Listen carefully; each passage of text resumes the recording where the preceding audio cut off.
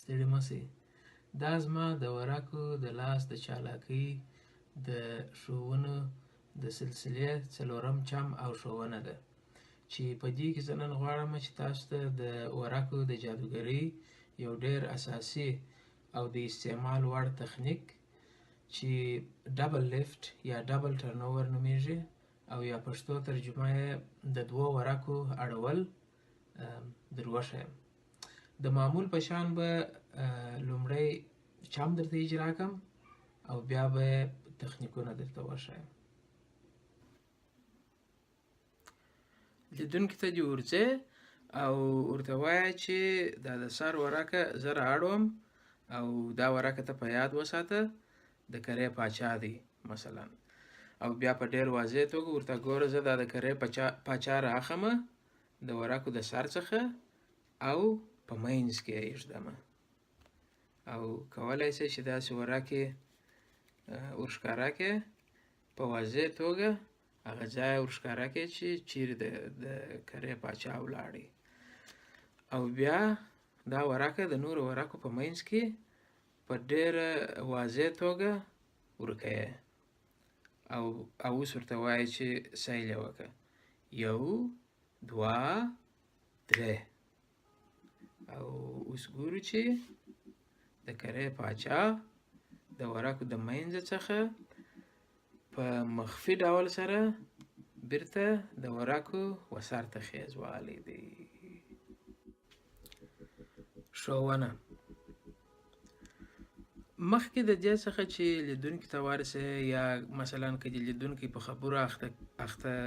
کړي وي یا په داسې یو وخت کې چې د لیدونکي پام نه وي، ته تر د دوو ورکو لاندې یو پینکی بریک اخلې. پینکی بریک ما په درېیمه ښوونه کې تاسو ته در وښوی. پینکی بریک یا د خچۍ ګوتې نښانې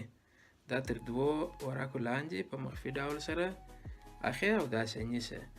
او بیا لیدونکي ته وایه چې زه د سر ورکه رااړوم. نو کله چې ته ورکه رااړې ته 2 ورکې رااړې په دې خاطر چې پینکی بریک ستا دا تر 2 ورکو لاندې دی.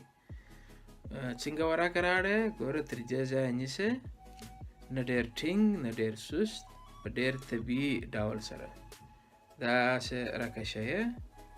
او پر سر یې اچوې او یو څه یې داسې لوړ لږ داسې لوړ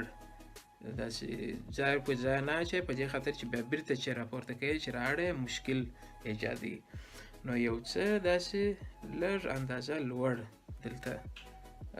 ورکې دا 2 ورکې سره رااړې او بیا د شهادت په ګوته باندې د ورکو سر داسې راپورته کوې او بیرته یې لاندې ټیله کوې چې بیرته ته تر 2 ورکو لاندې بیرته خپل د خچۍ ګوتې بریک حاصلوې او بیا ورکه لیدونکي ته ورښکاره کوې. کله چې لیدونکي ورکه حفظ کړه بیا بیرته هغه لکه اړوله چې دي بیرته هغه رقم بیرته چپه اړوې، داسې دا 2 ګوتې دلته نیسې او دا بټه ګوته دلته نیسې او بیا یې داسې په ډېر نرمه توګه بیرته اړوې. او اوس وګورو چې پاچا په 2م پوزیشن کې دی او د پاچا پر سر باندې یوه اضافي ورکه پرته ده. نو ته دغه اضافي ورکه رااخلې او په منځ کې ایږدې بې له دې چې لیدونکی وویني چې دا څه شي ورکه ده. صحیح ورښکاره کوې د ورکو په منځ کې ورکوې او خلاص دغه تخنیک دی. نور چې دی مداریګري ده داسې کوې او ورکه سر ته راغورځي. نو دا تخنیک چې دی د ډبل لیفټ یا ډبل ټرنوور تخنیک دی، دا ډېر د استعمال موارد لري. په دې چم کې چې ما در وښوی